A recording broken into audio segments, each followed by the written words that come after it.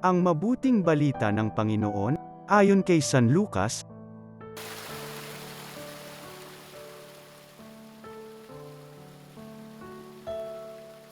Noong panahong iyon, sinabi ng Panginoon, sa ano ko nga ihahambing ang mga tao ngayon? At ano ang nakakatulad nila? Katulad sila ng mga batang nakaupo sa plaza at sumisigaw sa kanilang mga kalaro.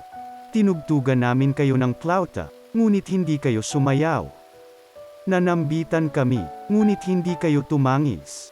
Sapagkat naparito si Juan Bautista na nag-aayuno at hindi umiinom ng alak, at sinasabi ninyo, inaalihan siya ng demonyo. Naparito naman ang Anak ng Tao, na kumakain at umiinom tulad ng iba, at sinasabi ninyo, masdan ninyo ang taong ito. Matako at maglalasing, kaibigan ng mga public at ng mga makasalanan.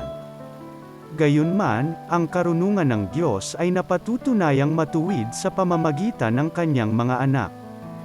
Ang mabuting balita ng Panginoon.